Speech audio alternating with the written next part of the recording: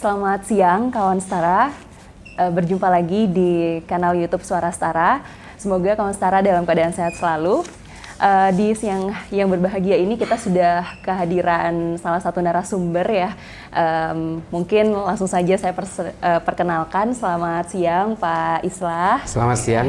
Siang Pak Coki. Selamat siang, Sisi. Jadi kawan Setara, di samping kita, di tengah-tengah kita sudah hadir bersama, beliau adalah Pak Islah Bahrawi.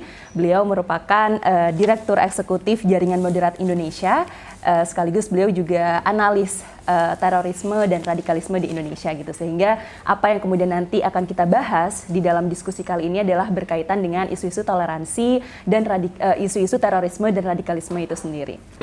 Mungkin langsung saja tanpa kita berlama-lama gitu ya Pak Islah. Kalau misalkan kita membahas terkait dengan isu-isu terorisme, radikalisme gitu ya. Sempat beberapa waktu lalu Pak Mahfud itu sempat menyebutkan terkait dengan adanya 3 tipologi terorisme, ekstremisme gitu. Yang pertama itu adalah jihadis, kemudian takfiri, dan yang terakhir itu adalah ideologis gitu. Nah, saya ingin tahu nih, kira-kira kalau misalkan dari pandangan Pak Islah sendiri terkait dengan pernyataan dari Prof. Mahfud itu bagaimana? Apakah menyetujui atau mungkin Pak Islah punya pandangan yang berbeda terkait dengan 3 tipologi itu? Baik Mbak Sisi, jadi kalau saya sih intinya adalah bahwa terorisme ini adalah kejahatan pemikiran, kejahatan pemikiran, dan ini bukan hanya terjadi pada saat ini. Ini juga terjadi dari sejak zaman, kalau di dalam Islam, dalam perspektif Islam secara historik ini sudah terjadi sejak zaman Nabi Muhammad dulu. Cuma memang tipologinya berbeda-beda, tapi pada intinya adalah semuanya berbasis kebencian. Ketika orang menafikan, terlalu menyimplifikasi persoalan terorisme, maka akhirnya ini akan mengakselerasi pemahaman-pemahaman yang berbasis kebencian ini. Kalau kita bicara soal sejarah Islam, ini kan sangat pahit sekali, sangat getir. Kalau bicara baik dari rujukan sejarah manapun, memang tidak pernah ada pertentangan bahwa kelompok-kelompok yang berbasis kekerasan ini, entah yang sifatnya ideologis, maupun jihadis, maupun pemikiran-pemikiran yang sifatnya ekstremis lainnya, ini memang sudah terbentuk. Genealogi kekerasan di dalam Islam itu sudah membentuk. Tapi sebenarnya genealogi kekerasan di dalam agama-agama itu sudah terjadi, Bang Coki. Kekerasan antara Katolik dan Protestan itu kan menyusutkan hampir 37% masyarakat Eropa pada zamannya. Dan kita tahu bagaimana suku-suku asli di Amerika Selatan seperti suku Yucatan, Inca, Maya, Azteca dan sebagainya itu memang dihabisi oleh kelompok-kelompok Katolik dari Spanyol untuk sebuah hegemoni politik. Di Islam itu juga terjadi seperti itu. Islam itu sendiri sebenarnya yang lebih pahit dan lebih getir itu adalah ketika orang Islam berperang dengan sesama orang Islam untuk memperebutkan kekuasaan politik. Dari sini saya menyimpulkan bahwa ketika agama atau apapun, ketika berkenalan dengan politik kekuasaan, maka dia juga akan berkenalan dengan kejahatan-kejahatan. Ini yang harus kita pahami. Islam itu mengenal pembunuhan, mengenal peperangan sesama pemeluk satu agama. Itu ketika dia berkenalan dengan kepentingan-kepentingan kekuasaan politik. Ini panjang sejarahnya, nanti saya jelaskan sejarahnya di mana. Mungkin banyak orang tidak tahu bahwa seolah-olah selama ini kan yang dihantarkan adalah sejarah dalam Islam itu yang enak-enak saja. Yang hebat-hebat saja. Muhammad Al-Fatih menaklukkan Konstantinopel. Itu selalu yang dibawakan seolah-olah khilafah ini adalah suatu sistem ideologi politik yang masterpiece. Padahal tidak sesederhana itu. Ini kalau kita mengacu kepada sejarah pertarungan antara sesama orang Islam di Madinah ketika itu, ini menjadi suatu rujukan yang sangat luar biasa. Dan membawakan sejarah yang pahit di dalam Islam itu penuh resiko, sangat beresiko. Ada salah satu ahli sejarah dan juga pemikir Islam di Mesir, Faraj Fauda, itu dibunuh hanya gara-gara menghantarkan sejarah yang tidak enak ini kepada publik. Dia dibunuh. Dan beberapa pemikir lain, termasuk dari saya lupa namanya, dari Bosnia Herzegovina, ketika dia mengantarkan sejarah-sejarah yang tidak enak ini, dia dibunuh juga di Mostar. Nah, ini memang penuh risiko ketika memberikan sejarah yang tidak nyaman, itu tidak enak. Tapi kalau orang tahu bahwa genealogi kekerasan di dalam Islam ini semua di-trigger oleh kepentingan-kepentingan politik, maka sebenarnya orang akan sadar bahwa gerakan-gerakan radikal, ekstrim, dan teror di seluruh dunia ini adalah tujuannya politik. Basisnya sebenarnya politik. Semua tujuan semua jaringan organisasi teror berbasis Islam terutama, dan juga berbasis agama-agama lainnya, itu pasti punya cita-cita politik, menegakkan daulah. Apakah itu berarti bisa dikaitkan dengan kekuasaan juga, Pak? Berarti Ada beberapa, kalau kita bicara soal hari ini, bagaimana Al-Shabaab itu terbentuk, bagaimana Boko Haram terbentuk, bagaimana Abu Sayyaf itu bisa eksis hingga hari ini memang tidak lepas dari kekuasaan politik pada hari ini. Bagaimana carut-marutnya dual governmentship, empty government di Somalia. Bagaimana di Libya bisa memicu, men-trigger munculnya kelompok-kelompok ekstrim di sana karena adanya dual governmentship segala macam. Ini memang tidak lepas dari stabilitas politik suatu wilayah. Bagaimana Boko Haram, orang-orang dari Nigeria Utara melakukan penetrasi ke selatan, berusaha masuk ke negara-negara seperti Kenya, Republik Afrika Tengah mengatasnamakan agama. Ini kan semua karena persoalan-persoalan stabilitas politik dan ketidakadilan politik. Sama seperti yang terjadi di Sudan. Sudan ini karena terlalu memberi ruang kepada kelompok-kelompok ekstrim hingga akhirnya negara itu terbelah. Mau tahu ceritanya Sudan? Sudan ini berkenalan dengan kekerasan, Bang. Berkenalan dengan perang sipil, berkenalan dengan kudeta-kudeta ketika Sudan itu mengadopsi hukum syariah. Tahun 83 di bawah kepemimpinan Ja'far Numeiri. Ini yang harus kita ketahui. Itu militer rasanya ya? Ja'far Numeiri ini adalah penguasa lama yang berkuasa di Sudan dari sejak awal tahun 70-an. Tapi satu tujuannya adalah ketika dia ingin mengubah hukum syariah itu sebenarnya ingin mengamankan kekuasaannya.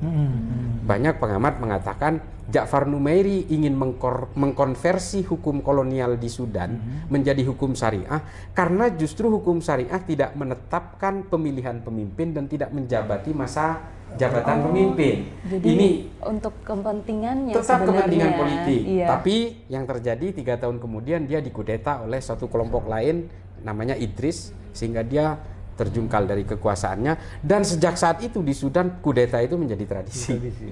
Ini karena memang ini adalah persoalan-persoalan politik yang sebenarnya kadang-kadang kalau di negara kita di Indonesia disuarakan seolah-olah syariah ini adalah jaminan kemakmuran. Tidak juga. Belum tentu juga. Karena banyak contoh konkretnya dari negara-negara yang justru menerapkan itu malah ini ya Pak ya. Mas Islah, bukankah sebagian pakar Islam selalu mengatakan bahwa Islam itu sebuah sistem yang total, yang tidak memisahkan antara agama dan politik. Iya. Ya, jadi kemudian mereka selalu mengatakan bahwa kita punya sejarah yang berbeda dengan non-Muslim, terutama di Barat, di Eropa. Di Eropa kan ketika waktu itu memang ada suatu kesatuan antara gereja dengan kaisar lah, raja gitu ya. Tapi karena kemudian terjadi revolusi Prancis ya kan, terjadi pemisahan, terjadi hak-hak feodal kemudian ditanggalkan, individualisme muncul. Jadi ada satu revolusi pemikiran baru gitu ya. Nah di Islam katanya sejarah itu tidak pernah terjadi sampai sekarang gitu loh. Nah itulah sebabnya mereka katakan bahwa kami beda nih dengan Barat, dengan Eropa. Nah itu bagaimana? Itu saya lawan sekali. Kita bicara sejarah. Di Islam sendiri punya sejarah yang nggak enak itu dimulai ketika Nabi Muhammad wafat. Jenazahnya belum dimakamkan, masih ada, belum dimakamkan, artinya masih dalam hitungan hari. Kalau di dalam kitab sejarah Tarikhul Hulafa, Imam Suyuti disebutkan yang baru 3 hari meninggal, belum dimakamkan, itu orang Madinah sudah perang. Kaum Muhajirin dengan kaum Ansor itu sudah berhadapan-hadapan mau perang. Sa'ad bin Ubadah dengan Sayyidina Umar itu sudah menghunuskan pedang, mau saling bunuh-bunuhan. Untuk apa? Hanya untuk berebut penggantinya Nabi setelah Nabi wafat. Ini kan persoalan politik. Lagi-lagi. Dan apa akhirnya yang terjadi? Sayyidina Abu Bakar dijemput sedang merawat jenazahnya Nabi untuk meminta mendamaikan kelompok-kelompok yang bertarung ini. Sa'ad bin Ubadah dengan Sayyidina Umar, Muhajirin dengan Ansor sudah berhadapan-hadapan ingin perang. hingga akhirnya diputuskan Abu Bakar lah yang menjadi pengganti. Justru Diambil bukan jalan keduanya. tengah, bukan keduanya, Iya. diambil jalan tengah, win-win solution. Mengapa Abu Bakar? Karena punya clue satu. Nabi Muhammad pernah memberikan semacam fatwa, wasiat, nanti kalau saya meninggal, nanti yang menggantikan saya sebagai imam masjid itu nanti Abu Bakar. Jadi clue-nya itu imam masjid, bukan imam. Tapi itu diartikan ketika itu, udahlah Abu Bakar saja, daripada ini nggak selesai. Kalau kita nunjuk Umar, saat nanti akan Perang lagi. tidak terima, perang ini semua. Betul. Akhirnya ya sudah, Abu Bakar menjadi penggantinya Nabi. Dan kemudian apa yang terjadi? Sa'ad bin Ubadah tidak mau berbaiat kepada Abu Bakar, hingga akhirnya dia pergi ke Suriah. Nanti di Suriah beberapa tahun kemudian Sa'ad bin Ubadah dibunuh oleh 2 anak panah ketika buang air kecil. Ini sejarah ini. Nah, ini adalah konflik paling awal di Madinah pasca Nabi wafat. Lalu setelah itu kita tahu Sayyidina Abu Bakar lengser karena meninggal, karena diracun. Sekali lagi karena diracun. Kita jarang mendengar itu, tapi semua kitab sejarah banyak mengatakan Sayyidina Abu Bakar ini diracun. Bahkan kalau kita mau lebih ekstrim lagi, tapi kita katakan ini forget it. Nabi Muhammad pun meninggalnya diracun. Kita mungkin jarang mendengar itu, tapi sudahlah, itu menjadi sejarahnya Nabi. Tapi ini kita membahas soal politik Madinah pasca kenabian, after the prophet era. Nah, setelah itu Sayyidina Umar menggantikan Sayyidina Abu Bakar, dibunuh juga oleh orang, katakanlah orang Majusi yang membunuh orang non-Islam, ya Mbak Sisi ya. Tapi setelah itu apa yang terjadi? Sayyidina Utsman dibunuh oleh anaknya Abu Bakar, Muhammad bin Abu Bakar. Dia dibunuh oleh sesama orang Islam. Lalu setelah itu terjadi perang sesama orang Islam dalam perang Jamal. Nanti ada perang Siffin, ada perang Hurrah, perang Zab. Ini sesama orang Islam semua. Setelah itu Sayyidina Ali juga dibunuh oleh Abdurrahman bin Muljam. Setelah itu Sayyidina Hasan, Sayyidina Husain dibunuh juga. Artinya, ini apakah pada zaman itu punya sistem lain? Tidak ada. Sistem hukumnya syariah semua ini. Apakah itu menjamin kemakmuran? Ini mohon maaf. Hanya Nabi Muhammad yang saya katakan menggunakan hukum syariah, tapi bisa memberikan kesejahteraan. Baldotun, thayyibatun, warabbun ghafur. Kalau di dalam sejarah dikatakan bahwa bahkan Nabi itu tidak pernah ada sejarah memberikan hukuman hudud kepada rakyat Madinah, karena saking enaknya, toleran, kriminalitas itu hampir tidak ada. Artinya yang heavy street criminal gitu jaranglah muncul pada zaman itu, sehingga hukum itu betul-betul hampir tidak terpakai. Kenapa? Karena yang memposisikan sebagai pemimpin pada saat itu adalah Tuhan. Allah yang menunjuk Nabi Muhammad, dan Nabi Muhammad sendiri punya sifat maksum, terhindar dari perbuatan dosa. Tapi pasca kenabian kan tidak ada lagi maksum-maksuman itu, kembali kepada manusia biasa. Artinya begini, hukum syariah dikatakan sebagai jaminan kemakmuran, buat saya belum tentu. Sayyidina Umar pernah mengampuni orang yang kelaparan karena mencuri onta. Kata Sayyidina Umar, hukum yang ketat itu hanya bisa diberlakukan apabila rakyatnya tidak kelaparan. Kalau rakyatnya masih ada orang yang lapar, hukum yang ketat, hukum syariah, hukum hudud tidak bisa diterapkan. Akan lebih menjerat. Nah, ini terjadi di Sudan, Bang Coki. Ketika Ja'far Numairi mengubah hukum Sudan itu menjadi hukum syariah dan menerapkan hukum hudud kepada pelanggar pidana, apa yang terjadi? Sudan menjadi penghasil pengemis bertangan buntung terbesar di dunia. Itu yang terjadi. Jadi kalau kita ke Mekah atau ke Madinah, orang di luar masjid yang berderet tangannya buntung ngemis, itu orang Sudan semua hampir rata-rata. Orang-orang yang pernah nyolong dipotong tangannya sehingga orang itu menjadi tunakarya, dia ngemis. Supir truk, saya pernah baca kisahnya itu, bukunya saya waktu di Amerika saya baca, ada supir truk didakwa mencuri muatannya, dipotong tangannya, dia nggak bisa nyetir lagi. Dan akhirnya dia menjadi pengemis. Ini kan sebenarnya saya mengatakan bukan anti syariah. Syariah bisa diterapkan ketika kita melaksanakan ritual-ritual dan kehidupan beragama secara privat. Ketika kita berada dalam kehidupan bernegara, kita harus tunduk kepada hukum negara. Ketika kita wudhu, kita sholat, kita melaksanakan kehidupan beragama kita, ya kita tunduk kepada syariah sebagai orang Islam. Tapi ketika Anda keluar dari rumah menemukan lampu merah, ketika merah ya kita harus berhenti. Itu hukum negara. Kalau hijau ya baru jalan. Jangan kemudian atas nama syariah kita bablasin lampu merah yang sedang merah, kita bisa ditabrak mobil. Ini kan harus jelas ini.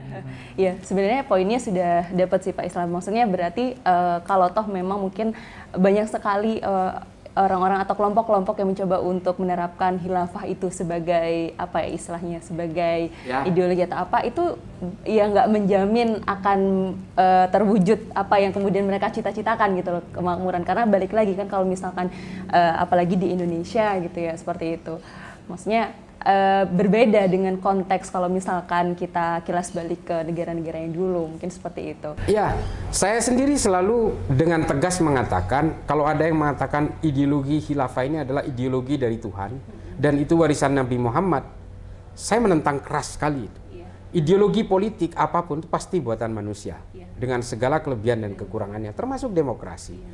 Dan kalau itu dibilang warisan Nabi Muhammad tidak pernah mewariskan ideologi politik. Suksesi saja dia tidak wariskan, apalagi ideologi politiknya. Tapi ada juga yang mengatakan begini, pada periode tahun 50-an, tahun 60-an, kebanyakan negara-negara yang mayoritas populasi Islam, waktu itu melihat demokrasi liberal itu sebagai sebuah model.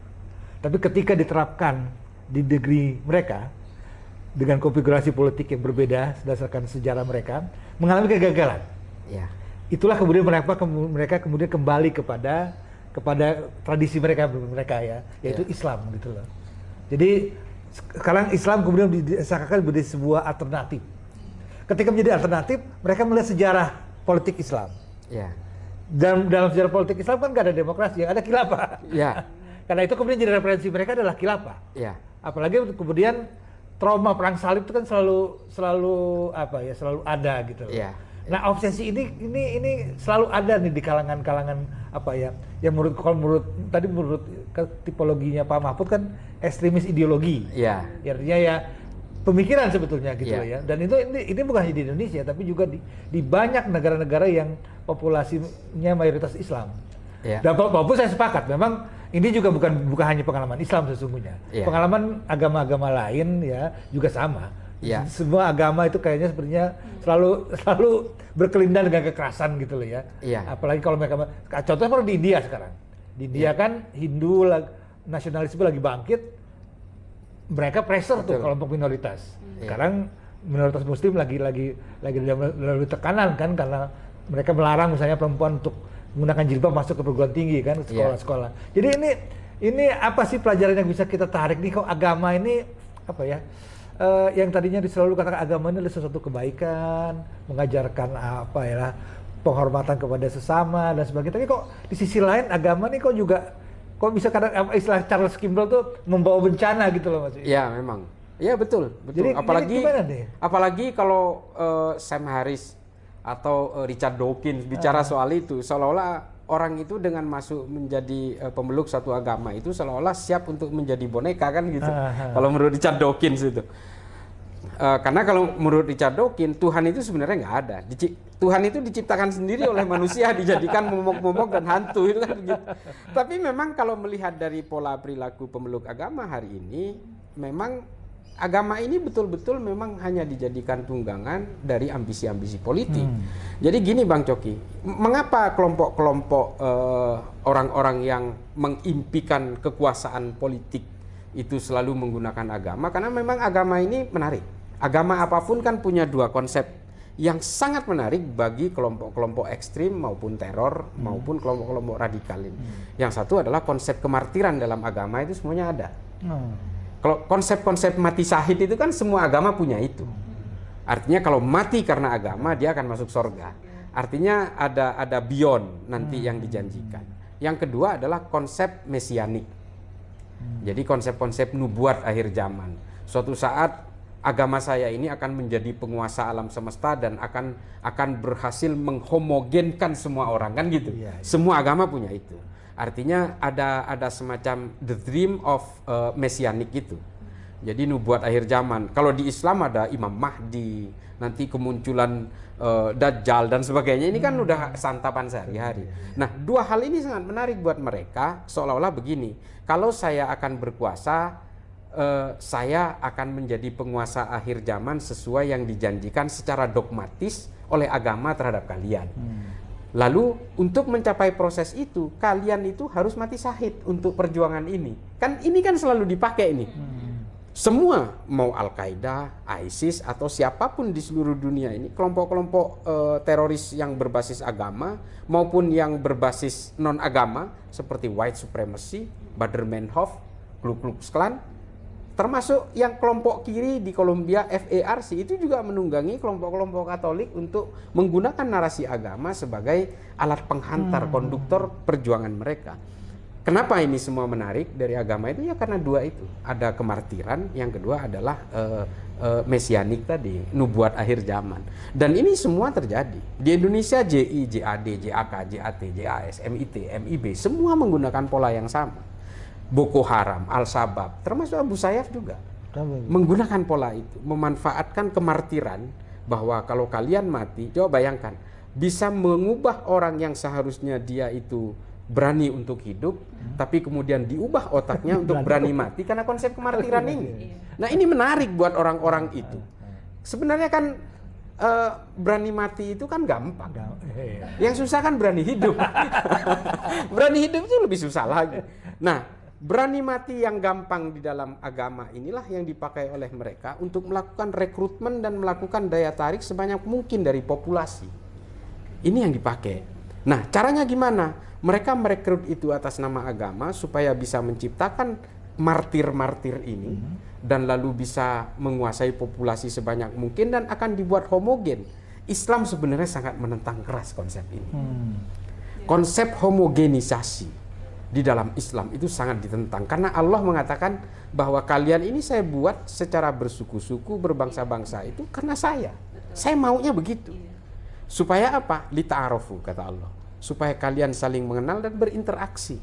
Kalau kalian, saya bisa kapan saja bisa mengubah manusia satu dunia ini menjadi satu warna. Bisa saja. Tapi kan kalian itu nanti tidak akan saling mengenal dan saling berinteraksi. Inilah konsep lita'arofu itu di dalam Islam. Makanya impian-impian orang untuk menghomogenkan seluruh isi bumi ini menurut saya utopis. Karena Allah sendiri tidak menghendaki itu. Ini kan kalau kata Ernest Bloch di dalam konsep prinsip Hoffnung ya bahwa impian-impian utopis ini memang selalu diberikan kepada orang supaya girohnya tidak mati. Supaya militansinya selalu hidup dan orang itu mau bergerak untuk mewujudkan cita-cita ini. Padahal ini utopis nih. Udah nggak mungkin. Tapi selalu dijejalkan. Jaringan-jaringan teror itu Bang Coki, Sisi, itu memang selalu diberi mimpi. Tegakkan daulah khilafah Islamnya. Ya ini mimpinya yang diulang-ulang terus. Dan dia merasa bahwa dia martir untuk tujuan itu. Ya, karena kalau daulah ini tegak, khilafah ini tegak, kalian akan makmur. Omong kosong menurut saya. Omong kosong. Karena khilafah sendiri itu sebenarnya, makanya saya kadang-kadang begini. Saya mengatakan begini. Tidak mungkin sistem ideologi khilafah itu adalah warisan dari Tuhan. Mengapa saya mengatakan berani tidak mungkin? Khilafah ini dari setiap dinasti berbeda-beda. Zaman Khulafaur Rasyidin sistemnya syuro. Syuro ini adalah kesepakatan. Zaman Bani Umayyah itu mamlakah, kerajaan. Yang jadi suksesinya itu adalah anaknya, ponakannya, pamannya. Monarki, sama seperti yang di Saudi sekarang. Lalu pada zaman Bani Abbasiyah dia ahlul halli wal aqdi. Ini dikritik habis-habisan oleh Ibnu Taimiyah sistem ini. Karena ternyata ini oligarki. Nah, ini kan masa sih sistem dari Tuhan bisa berubah-berubah dan bermacam-macam seperti ini? Tuhan labil banget gitu. Dan ternyata apa? Sistem khilafah pada Khulafaur Rasyidin yang menurut orang zaman sekarang ini adalah sistem yang paling ideal. Dia bisa membunuh 3 dari 4 pemimpinnya. Ini kan artinya masa sih Tuhan ngasih sistem yang abal-abal yang justru membuat rakyat membunuh pemimpinnya dengan mudah, dengan tuduhan korupsi nepotisme kepada Utsman bin Affan, dengan tuduhan kafir kepada Sayyidina Ali, dan kemudian membantai sedemikian sadistiknya terhadap Sayyidina Husain. Hanya atas nama kekuasaan dan hanya atas nama kekuasaan politik agama. Ini hari ini oleh orang-orang ingin diulang kejadian-kejadian ini. Ini sangat menarik sekali diskusinya, tapi kita mungkin break sejenak untuk kita istirahat sejenak, nanti kita akan kembali lagi.